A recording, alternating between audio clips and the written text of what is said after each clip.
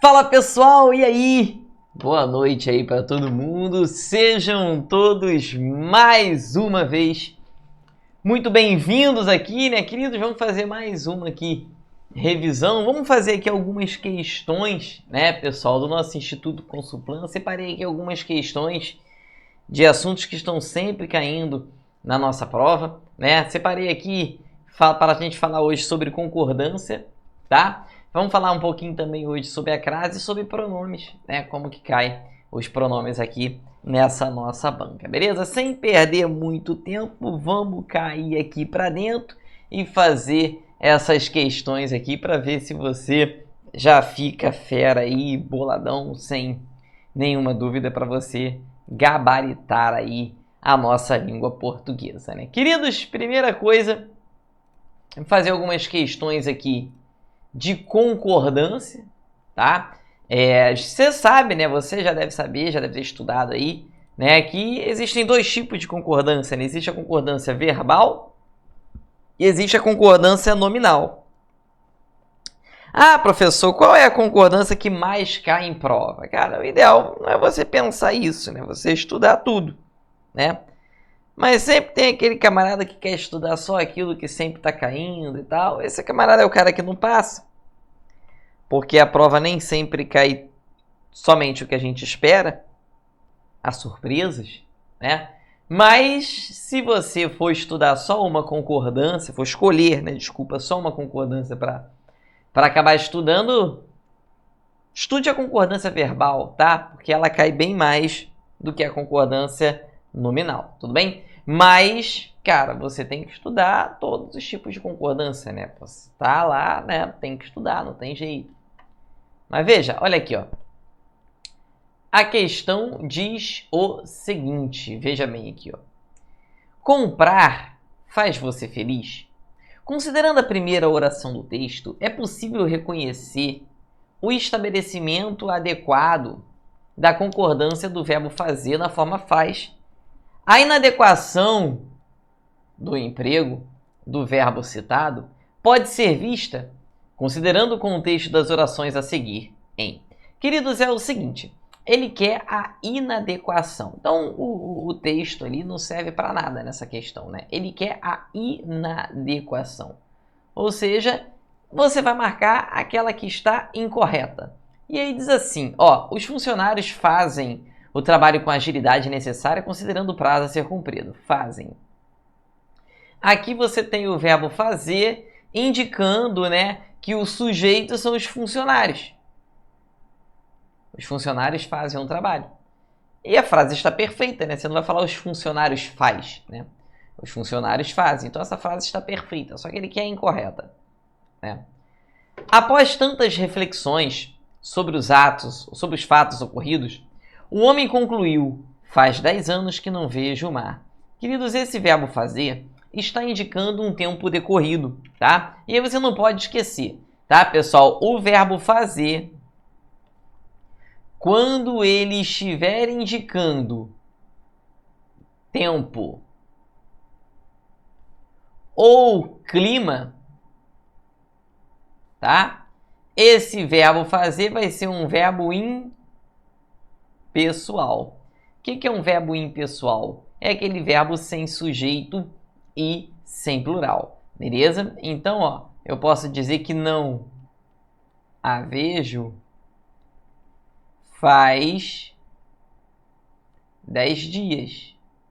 Quando eu falo não a vejo faz 10 dias, você tem aqui o nosso verbo fazer, né, indicando um tempo decorrido. E aí, pessoal, esse verbo também pode ser usado, e a Consulplan, né, gosta muito, o Instituto Consulplan gosta muito do verbo haver, né? Não a vejo há 10 dias, esse verbo esse A com H também pode ser usado nesse sentido de verbo impessoal. Lembrando que o verbo impessoal é aquele que sempre vai se apresentar, pelo menos em via de regra, né, na sua forma singular. E indicando o clima também, né, pessoal? Ó, faz dias quentes no Rio.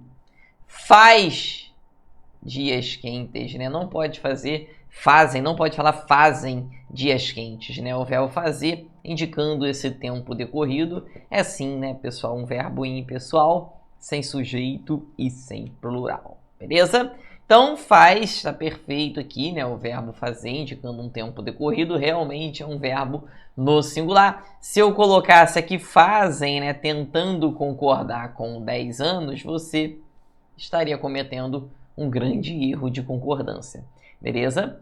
Letra C. O médico lhe recomendou atividades físicas diárias, mas disse que vai fazer 10 dias. Olha aqui, ó, vai fazer 10 dias. Mais uma vez o verbo fazer, indicando um tempo decorrido. É sempre verbo impessoal. Lógico, se ele for um verbo principal da locução verbal, toda a locução vai permanecer no singular. Está tudo certo aqui na letra C também. Então, a única incorreta deve ser a letra D, né? É a única opção que ficou sobrando aqui. E ele diz na letra D que o julgamento iniciou-se aqui está por enquanto certo, né? Há mais de 5 horas. Opa, olha lá, por enquanto está certo. Aquele H ali, aquele A com H, indicando um tempo decorrido. Há mais de 5 horas. Contudo, fazem apenas 3 horas. Agora aqui não. Aqui está errado, não é fazem 3 horas, mas sim faz 3 horas, pois temos o verbo fazer, indicando um tempo decorrido. É o verbo impessoal, sem sujeito e sem plural. Gabarito, letra D, com certeza. É a única incorreta. Queridos, o Instituto Consulplan adora o verbo fazer e o verbo haver, tá?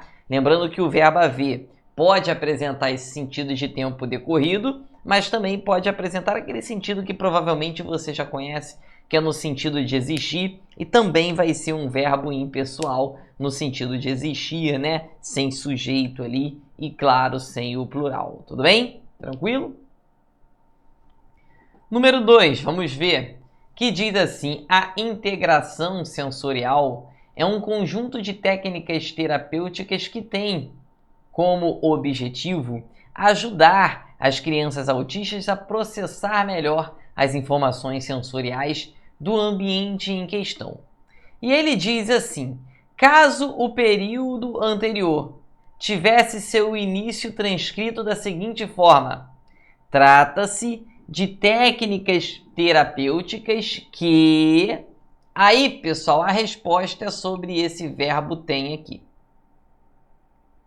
Queridos, é o seguinte, esse verbo tem, lembrando que os verbos ter, vir e os derivados deles, quando eles aparecem no plural, eles precisam receber um acento circunflexo. Então, ó, ele tem, mas eles tem um acento circunflexo. Ele vem, mas eles vêm acento circunflexo aqui. Beleza? Então você vai ter ali, ó, presta atenção. A integração sensorial é um conjunto de técnicas terapêuticas que tem. Aí você vai ter aqui esse tem concordando com conjuntos, né? Ah, Léo, eu poderia colocar no plural concordando com técnicas terapêuticas? Poderia, sem nenhum problema. O problema é que ele pediu para trocar a frase e colocar esta frase aqui. Trata-se de técnicas terapêuticas. E agora aqui na frase em que ele pediu para você reescrever, não tem a palavra conjunto. Então o tem não pode ficar no singular concordando com conjunto, mas sim com técnicas terapêuticas. Técnicas terapêuticas que têm como objetivo... Aí você continua a frase do jeito que está aqui, ó. Interpretar a questão, né? Que tem como objetivo ajudar as crianças autistas a processar melhor informações sensoriais do ambiente em que estão. E aí você vai ter aquele tem ali, no plural, concordando com técnicas terapêuticas. E aí você vai ter que ter um circunflexo ali. E aí apresentaria a forma tem no singular? Não tem jeito nenhum de verbo impessoal, tá? Tem no plural indicando a concordância corretamente estabelecida. Perfeito, realmente tem que estar no plural, porque no plural ele recebe o acento circunflexo. E eu vejo muita gente, né, pessoal, esquecendo esse acento, né, não colocando, porque no singular, desculpa, no som, realmente não existe diferença entre o singular e o plural do verbo ter e do verbo vir. Mas, queridos, eu quero que vocês entendam uma coisa. Não existe nenhum verbo na língua portuguesa que seja igual no singular e no plural. Não existe nenhum verbo na língua portuguesa que seja igual. Pode até ser igual aqui no som, né? Ele tem, eles têm, ele vem, eles vêm. O som é até o mesmo, mas a grafia é diferente. Você precisa marcar a concordância com aquele verbo ali, tudo bem? Tranquilo? Isso é concordância verbal. Você precisa marcar a concordância com esse acento circunflexo, gabarito, letra B, tá bom? 3. E ele diz assim, o verbo haver pode ser empregado em todas as pessoas ou apenas na terceira pessoa do singular. No trecho, em suas pesquisas sobre o diálogo entre educação e linguística, Filomena Elaine Paiva Assolini alerta há alguns anos que o trabalho deveria ser feito de maneira inversa, para assim considerar os saberes adquiridos. Tá, aqui você tem um verbo haver, indicando um tempo decorrido, igual eu coloquei aqui, não haver há 10 dias. Então, esse verbo haver indicando um tempo decorrido. Há alguns anos. Ela alerta há alguns anos. E ele fala que o emprego acontece na terceira pessoa do singular, pois tem função de verbo auxiliar, nada a ver. O verbo auxiliar, pessoal, ele ocorre quando você tem uma locução verbal. E aí o verbo auxiliar é aquele verbo que vem antes, né? É o primeiro verbo, deixa me ver se tem aqui alguma locução verbal. Deveria ser feito. Ó, isso aqui é uma locução verbal. Entendeu? Quais são os verbos auxiliares? Ó, o deveria e o ser. O feito é o verbo principal. Ó. Pode ser empregado. Isso é uma locução verbal. O verbo auxiliar é o pode, o verbo principal é o ser. Então, locuções verbais é quando você tem um conjunto de verbos que vão funcionar como um verbo só. Então, você tem o verbo principal sendo o último. Pelo amor de Deus, você não vai falar que esse verbo aqui é o verbo auxiliar, né? Não tem nada a ver. Atua como um verbo impessoal no sentido de existir. Realmente, o verbo ali ele é impessoal, mas não está no sentido de existir. Está no sentido de tempo, tempo decorrido. E atua como verbo impessoal no sentido de tempo decorrido, uma questão extremamente tranquila, né? Essa questão aqui realmente estava muito tranquila, estava muito fácil, né? Gabarito, letra C, com certeza, né? Pois ele tem a 4 aqui, mais uma vez, né, pessoal? Mais uma vez o verbo haver, para você ver como cai o tempo inteiro, cara. Cai o tempo todo. Então, são coisas que você tem que chegar lá sabendo. Então, pô, cara, você tem que entender que a sua preparação, ela exige de você, né, um pouco de disciplina, né, cara? Se você vai estudar para o Instituto Consuplan, e, cara, você não domina a concordância verbal, principalmente os verbos impessoais ali. Chega no dia da prova e ainda não está dominando isso. Pô, não domina a crase, né? O estudo dos pronomes ali, né? Algumas questões de morfologia ali, enfim. Cara, você não estudou corretamente, né? Porque isso são assuntos que sempre estão caindo nas provas do Instituto Consuplan. E esses assuntos que sempre caem em prova, cara, são assuntos que você tem que chegar lá e matar a pau. Você não tem que nem pensar para responder, porque você já viu muitas questões parecidas com isso, né? Então, tem que chegar lá e gabaritar a prova. Pelo menos essa parte das questões que a gente espera, né? Porque vai haver questões na sua prova que vão colocar você contra a parede. A interpretação, por exemplo, semana passada nós fizemos uma prova aqui de interpretação. A interpretação, por exemplo, do Instituto Consuplan, ela é uma interpretação difícil, ela é complexa, ela não é fácil, é difícil. E vai haver uma situação ou outra que você vai olhar assim e vai falar, caramba, qual que é a resposta? Você vai ficar na dúvida, isso é normal, isso acontece. Tá? Vai acontecer isso. E aí você vai pode acontecer, e provavelmente vai acontecer, de você errar uma questão ou outra de interpretação. Às vezes uma interpretação equivocada da banca até, enfim, vai acontecer. Isso acontece, isso é normal. É por isso que essas questões que a gente espera que vão cair, você precisa acertar, cara. Porque essas questões têm que garantir a sua nota. Porque vai haver algum erro mais para frente, entendeu? Então você tem que se garantir sim nessas questões que sempre caem em prova. Tem que ter essa garantia de que você vai acertar, entendeu? Não pode chegar lá, eu vou interpretar tudo certo e não pode contar com o ovo no fiofó da galinha, né? Olha, mais uma vez, sobre o uso do verbo haver em há muitos desafios, antes que essa proposta seja realidade por aqui. Pessoal, aqui o verbo haver está no sentido de existir, né? Ó, existem muitos desafios antes que essa proposta seja uma realidade por aqui. E ele diz que o verbo haver deveria estar na terceira pessoa do plural, pois apresenta o significado de obter. Queridos, o verbo haver, quando ele estiver no sentido de existir, ele é um verbo impessoal, sem sujeito e sem plural. Tanto que você deve ter percebido aqui na minha fala, agora que eu falei, vai haver questões difíceis na prova. Por que eu falei vai haver e não falei vão haver? Porque vai haver, o haver está no sentido de existir. Então toda locução precisa ficar no singular. O verbo haver no sentido de existir é um verbo impessoal, sem sujeito, sem plural. Então tem nada que está no plural, não. E aí você já mata a questão, né, pessoal? Porque a letra A você já eliminou. Pô, letra B, o que é isso aqui? Esse é o verbo ver? Pelo amor de Deus. Aí você vai eliminar com facilidade, né, a opção na letra B. E acho que com mais facilidade ainda a opção na letra C, né? Pô, pelo amor de Deus. Então tem que ser a letra D o gabarito, porque o verbo haver, nesse contexto, não tem sujeito e apresenta o sentido de existir. Por isso está flexionado corretamente na terceira pessoa do singular. É isso mesmo, né? Verbo haver no sentido de existir. Pode ser no sentido de existir, né, pessoal? Pode ser no sentido de acontecer. Pode ser no sentido de ocorrer.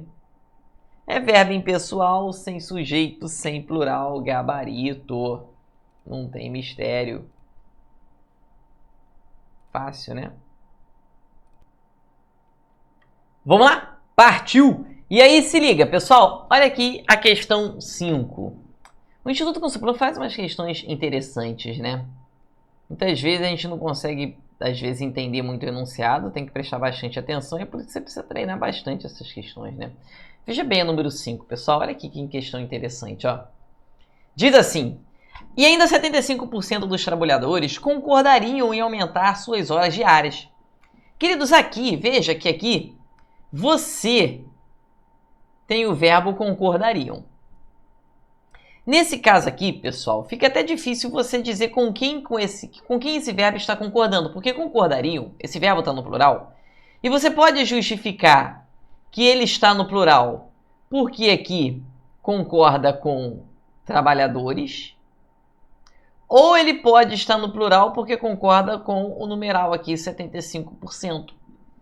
Se fosse 1% dos trabalhadores, aí você poderia estar assim, ó, 1% dos trabalhadores concordando com 1%, ou concordando realmente com trabalhadores. Se fosse assim, 75% da equipe. Se eu falo 75% da equipe, eu posso falar 75% da equipe concordando com 75%, ou concordando com a equipe. Então, seria uma dupla concordância. Ali não tem dupla concordância porque os dois termos são plural, 75 trabalhadores. Já aqui, pessoal, somente 6% acham que a modalidade não funciona no país. O verbo achar precisa concordar somente com 6%. Se fosse 6% da população, aí poderia ser 6% acham, concordando com 6%, ou acha, concordando com a população. Haveria ali uma dupla concordância. Vamos ver o que diz a questão. Assinale a alternativa que apresenta a justificativa correta quanto à concordância nas duas situações analisadas. Aí ele diz assim: nas duas situações, o verbo pode ficar no singular ou no plural. Em nenhuma delas, o verbo pode ficar no singular. Em nenhuma, tá? Nas duas situações, os verbos deveriam permanecer no singular. Já elimina. Em nenhuma delas, o verbo tem que ficar no singular. Tá bom? Em nenhuma. Na primeira situação, o verbo pode concordar com o número ou com o seu substantivo, que se refere à porcentagem. Sim, pode concordar com o número ou com trabalhadores, substantivo. Na segunda situação, o verbo deveria ficar no singular, pois não existe um substantivo explícito acompanhado. Queridos, deveria ficar no singular? Não, né? Deveria ficar no plural mesmo. Então, tá errado aqui também. Tá? No trecho 1, o verbo concorda com o substantivo mais próximo, trabalhadores, e com o percentual. Pode concordar com trabalhadores ou com percentual. Tá tranquilo. No trecho 2, devido à ausência de um substantivo explícito, pois só tem 6%, não tem um substantivo, acompanhando a porcentagem, é preciso fazer a concordância com o número percentual. Portanto, o verbo fica no plural mesmo. Perfeito. Letra D de dado é o nosso gabarito. Questão bem tranquila, né? Mais uma vez aí uma questão que não vai trazer aí para vocês grande problema. Se preparando direitinho para a sua prova, cara, você certamente vai conseguir aí. Se não conseguir gabaritar, você vai conseguir, né, se Deus quiser, bem próximo disso aí. Sei que gabaritar é meio estranho, né? Porque você tem ali as questões de interpretação e tudo. Número 6. Bom, esta é uma prática que tem ganhado popularidade e vem sendo discutida entre muitas organizações. Sobre a forma verbal vem, no trecho em análise, assinale a afirmativa correta. Ou seja, ele quer a correta. É uma prática que tem ganhado popularidade e vem sendo discutida entre muitas organizações. Tá, beleza. A flexão do verbo vir está correta, pois concorda com o substantivo popularidade. É uma prática que vem ganhando popularidade e vem sendo discutida. Não. Pessoal, quem vem sendo discutida não é a popularidade, mas sim a prática. É uma prática que vem ganhando popularidade e uma prática que vem sendo discutida. Quem está sendo discutida ali é a prática que tem ganhado popularidade. Então, ali vai concordar com prática. Então, a flexão do verbo vir está correta, pois concorda com o número do sujeito simples, que é prática. Parece que a letra B está perfeita, né? Veja a letra C. Conforme o contexto em análise, a flexão do verbo vir na terceira pessoa do singular deveria ser veem. Queridos, pelo amor de Deus, veem não é nem o verbo vir, mas sim o verbo ver. Eles veem a matéria todo dia. Vocês veem as revisões aqui no canal. Vocês veem. Aí é o verbo ver, não tem nada a ver com o verbo vir. E o verbo vir na terceira pessoa do singular deve receber acento circunflexo. No singular, não. Ele recebe acento circunflexo se estiver no plural. Fizemos uma questão aqui bem parecida. Então, olha como o Instituto Consulplan ele vem repetindo, né, os assuntos. Já falou aqui do verbo fazer, caiu mais de uma. O verbo haver, caiu mais de uma. Agora, o verbo ter e o verbo vir, tá vendo? São questões que vão, né, se repetindo. Essas questões que vão se repetindo é aquilo que o aluno tem que gabaritar, cara, porque você tem que chegar lá pronto para essa prova, né? Tem que chegar lá pronto para a prova, chegar lá pronto para isso, né? Para esse tipo de questão. Ah, Léo, a questão de interpretação, a gente não sabe o texto que vai cair, é muito imprevisível, a gente não sabe como que vai cair, a interpretação ela é imprevisível, muitas vezes ela é subjetiva, então É imprevisível demais. Mas aquilo que dá para você prever que vai cair, pô, essa questão você tem que gabaritar, cara. Essa questão você tem que entender que você vai precisar ter um conhecimento, enfim, um treinamento bom para isso e fazer muitas questões, né? Prestar atenção em todas as aulas do curso. Não é moleza, não. Número 7. Agora vamos falar um pouquinho de pronome, né? Fizemos aqui 6 questões de concordância. Fazer aqui algumas de pronomes, né? Ó, fazer uma do que e uma do se aqui, só para você ficar ligado, ó. Queridos, questão número 7. Ele fala aqui sobre as funções do que. Antes de mais nada, pessoal, preste atenção aqui. Queridos, a palavra aqui está sempre caindo em prova, a palavra aqui. Outra palavra que está sempre caindo é a palavra se. O que e o se são as próximas 2 questões. Olha para mim aqui. Queridos, primeira coisa que você vai pensar. A palavra aqui, ela tem basicamente não, ela tem muitas funções. Mas na maioria das vezes, o que vai ser pronome relativo ou vai ser conjunção integrante. O que vai ser um pronome relativo ou uma conjunção integrante? Como pronome relativo, ele vai ser o qual, a qual ou as variações. Como pronome relativo, o qual, a qual, as variações. Você vai poder substituir. Como conjunção integrante, você vai se lembrar da palavra isso. Ou as variações, né? Disso, nisso. E vai embora. Pensa bem aqui, ó. Veja. O rapaz que havia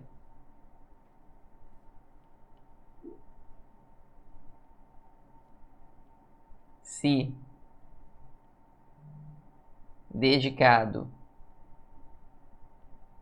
bastante,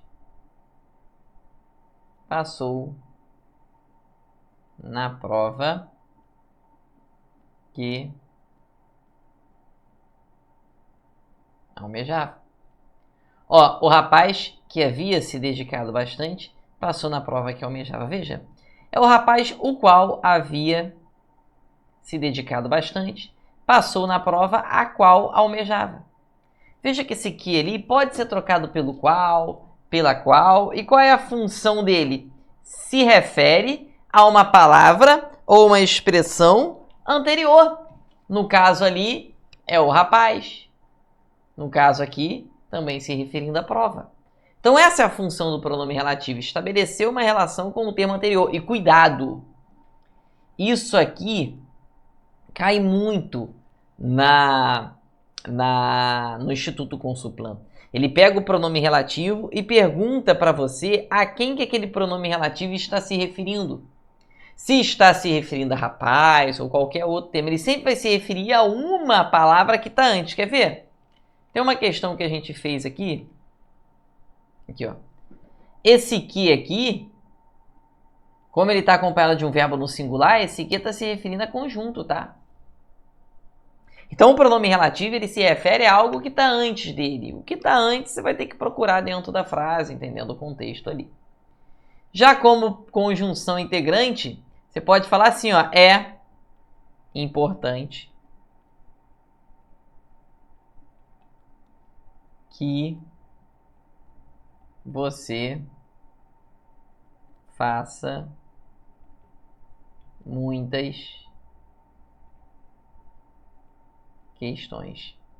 É importante que você faça muitas questões. Queridos, é importante isso. Troquei por isso, você vai ter sempre uma oração subordinada substantiva Quando ela começar pelo que aqui, esse que normalmente vai ser a sua conjunção integrante. Sabendo disso, você já pode fazer a questão 7, acredito eu, tá? Ah, Léo, então você está dizendo que só existem 2 funções para a palavra que? Não, a palavra que ela tem mais de 20 funções. São muitas funções, são mais de 20 funções, tá? Mais de 20. Então, cara, é muita função. Ele pode ser pronome relativo, ele pode ser conjunção integrante, ele pode ser pronome indefinido, ele pode ser advérbio de intensidade, ele pode ser substantivo, ele pode ser conjunção aditiva, pode ser conjunção adversativa, conjunção explicativa, conjunção causal, conjunção consecutiva. Ele pode ser conjunção final, ele pode ser uma conjunção concessiva, ele pode ser uma partícula expletiva de realce. Então, há muitas funções para o quê? Muitas. Eu estou falando que na maioria das vezes ele vai ser pronome relativo ou conjunção integrante. Vamos ver se isso vai funcionar nessa questão. E ele diz, gostávamos de pensar... Pessoal, gostávamos de pensar isso. Ele falou que esse que é um pronome relativo, e você já vai eliminar. Esse que é uma conjunção integrante, não tem nada de pronome relativo, onde está correto o que se afirma. Cara, questão muito fácil, você já sabe o gabarito. Só de saber que ali não é pronome relativo, você já sabe o gabarito, que você já elimina A, B e C, pô. Agora, olha lá, ó. E acreditava mesmo que Napoleão considerava a literatura sua verdadeira vocação. E acreditava nisso. Troquei por isso, disso, nisso, as variações ali. Esse aqui é sim a sua conjunção integrante. Logo a 2 está correta. E depois, não sei se devemos invejar uma época na qual reputações literárias e reputações guerreiras se equivaliam desta maneira. Olha o que é o nosso pronome relativo, gabarito, letra D de dado, 2 e 3 estão corretas. É número... Só sabendo que a número 1 não é pronome relativo e, pô, tem nada de pronome relativo ali, você já mataria a questão, né? Então, gabarito, letra D, com certeza. E depois a número 8, né, que vai falar sobre as funções do C. E aí a número 8 é bem interessante. Queridos, vamos lá. O C, ele já vai ter 4 principais funções que você vai ter que olhar na hora da sua prova lá. Primeira função do C, cai muito em prova. Partícula passivadora. A gente chama carinhosamente de PA, partícula passivadora. Segunda função do que cai muito em prova? Índice de indeterminação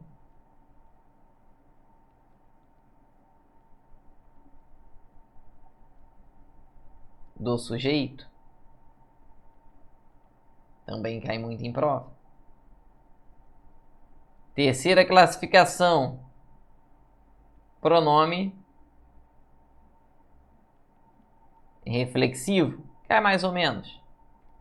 Última classificação, parte integrante do verbo. Queridos, é claro que o que eu vou colocar aqui é um mega, ultra resumo, tá? Porque se eu tivesse 2 aulas só para falar disso aqui, ainda seria pouco. 2 aulas, tá? E ainda seria pouco. Mas vamos lá, partícula passivadora, pessoal, é como eu falo, por exemplo, assim, ó.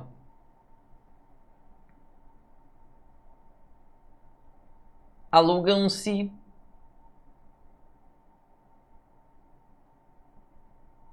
galpões. Quando eu falo, por exemplo, alugam-se galpões, essa partícula passivadora, ela vai estar sempre junto a um verbo transitivo direto, ou no máximo, botar aqui, ó, verbo transitivo direto, ou verbo transitivo direto e indireto, com a partícula C. Lembrando, né, pessoal, que verbo transitivo direto é aquele verbo que pede um complemento sem a preposição. Quem aluga, aluga alguma coisa. Quando você tem um verbo transitivo direto com a partícula ser, você desconfia que esse ser é partícula passivadora. Como que você vai matar que ele é partícula passivadora? Você vai conseguir fazer uma voz passiva analítica dessa frase. Alugam-se galpões. Galpões são alugados. E aí o que é que são alugados? Galpões. Galpões é o nosso sujeito ali. Beleza? Galpões são alugados. Então você tem um verbo transitivo direto, você tem a partícula passivadora e tá tudo certo. 100%. Legal? Tranquilo? Beleza? Então aquele se ali é partícula passivadora. Então, pessoal, quando você tiver um verbo com a partícula se, tenta passar para a voz passiva analítica. Né? Alugam-se galpões. Galpões são alugados. Suspendeu-se o concurso foi suspenso. Adiou-se a prova foi adiada. Entendeu? Indeterminação do sujeito é quando o sujeito for indeterminado. Precisa-se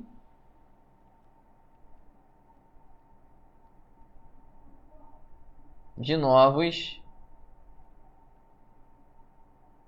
professores. Quem precisa, precisa de alguma coisa. Verbo transitivo indireto com a partícula se. Você tem esse se como índice de indeterminação do sujeito.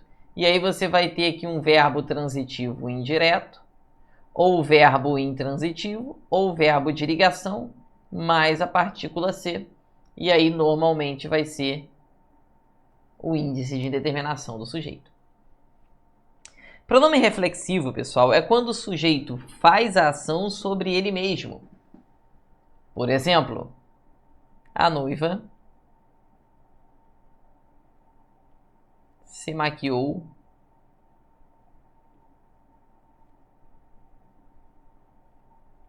muito bem. Quando eu digo a noiva se maquiou muito bem, a noiva maquiou ela mesma. Então nós temos ali um pronome reflexivo. Esse cai menos em prova, tá? E depois você vai ter a parte integrante do verbo. O que é a parte integrante do verbo, professor? Alguns verbos na língua portuguesa exigem a presença de um pronome. Sem o pronome, ele não existiria ou pelo menos não conseguiria exercer o sentido que ele quer exercer dentro de uma determinada frase. E aí, quando um verbo exige a presença de um pronome, esse pronome é a parte do verbo, é a parte integrante do verbo. Por exemplo, ela se queixou da aula. Ela se queixou da aula. Pessoal, o verbo queixar, não existe ela queixou. Ela se queixou. O verbo queixar se exige a presença de um pronome. Eu me queixei, tu te queixaste, ela se queixou, nós nos queixamos, vós vos queixastes, eles se queixaram. Esse verbo exige a presença do pronome. Quando um verbo exigir a presença do pronome, esse pronome vai ser a parte integrante do verbo. P, I e V. Parte integrante do verbo. Então essas são as 4 principais funções do se. Tudo bem? As principais. Vamos ver qual é a função do se que está sendo falada aqui. Vivencia-se a denominada 4ª Revolução Industrial. Pessoal, facinho, a denominada 4ª Revolução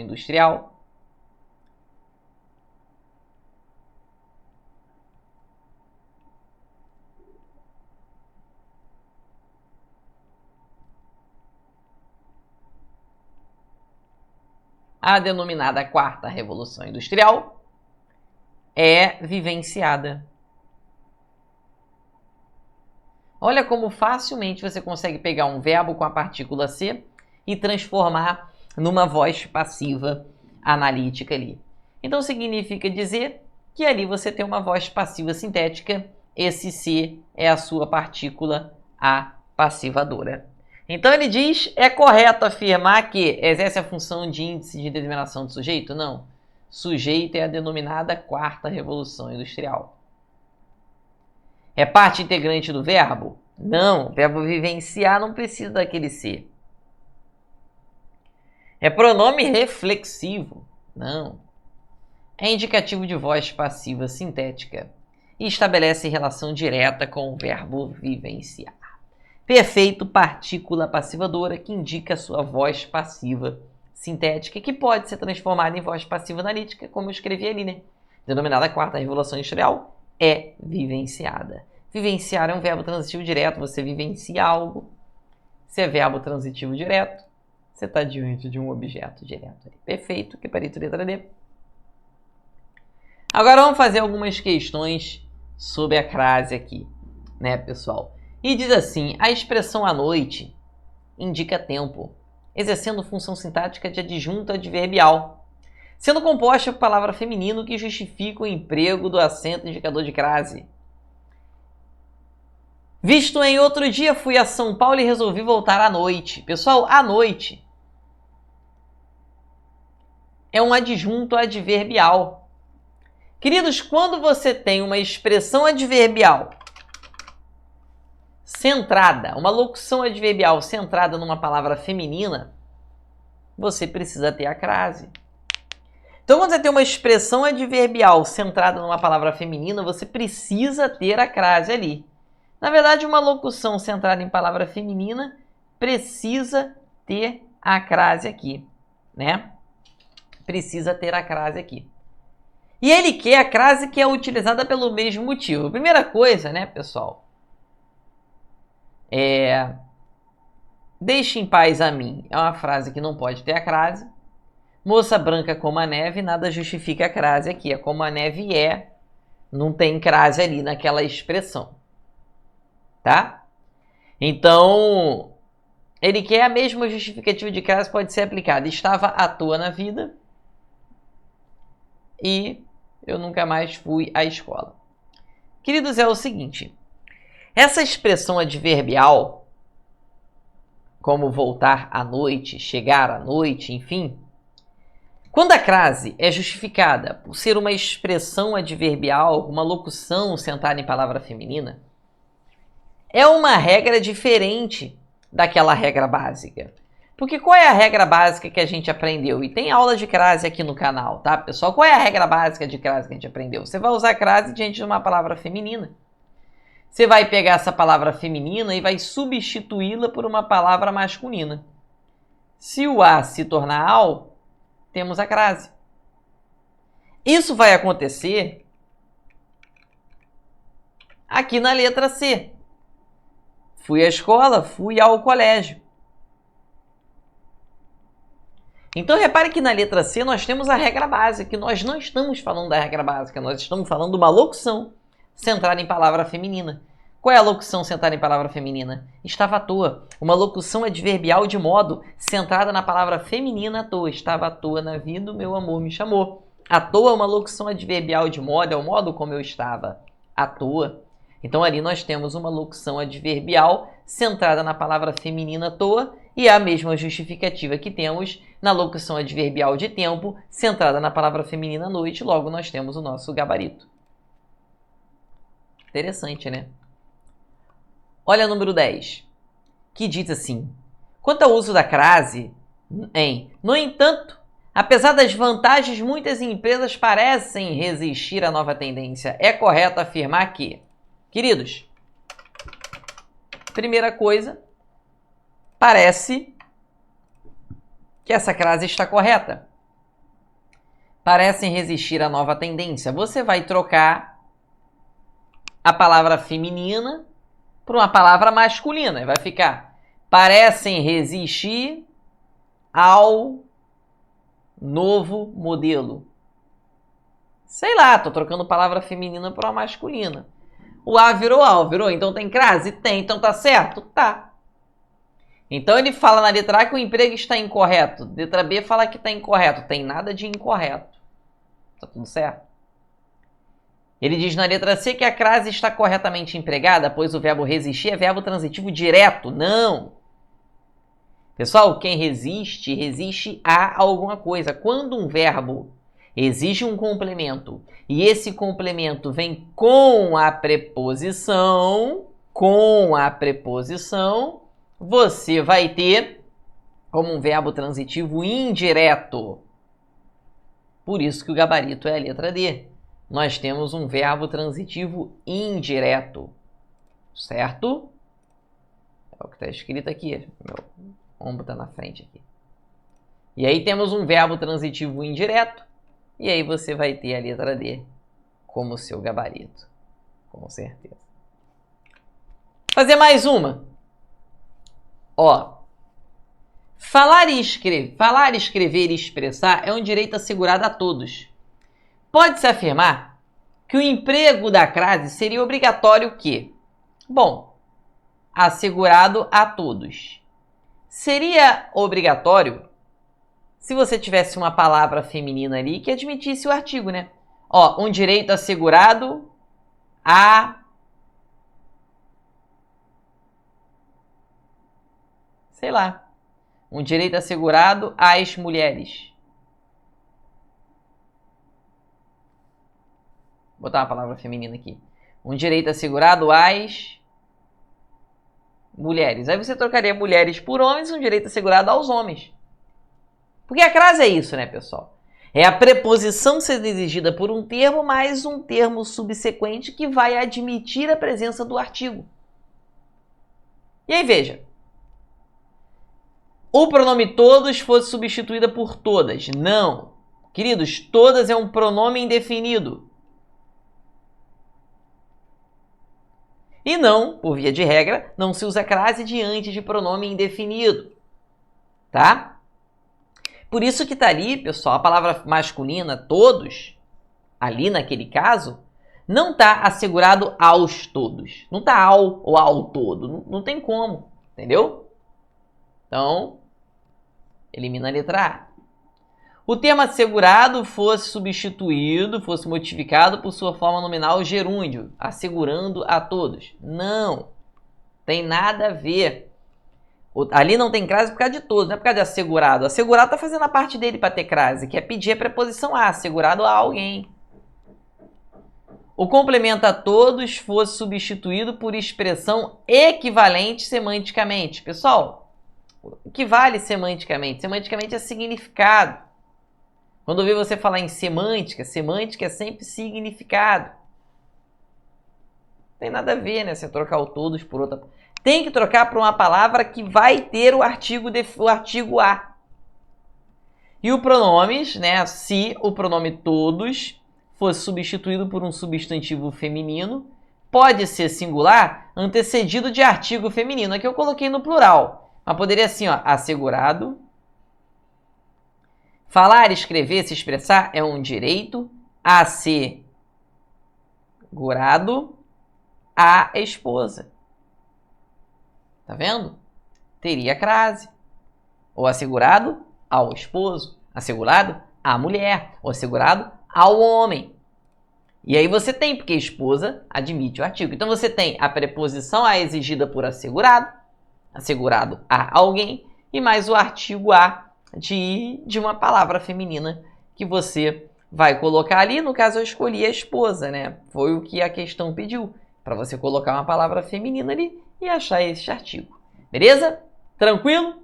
Queridos, espero que tenha ficado aí tudo muito claro para você, que você, né, pelo menos nestas questões gramaticais aí, você arrebente, né, na sua prova. A gente sabe que sempre fala que a parte de interpretação vai ter uma hora ou outra que vai te deixar na dúvida, então é normal você errar uma ou outra.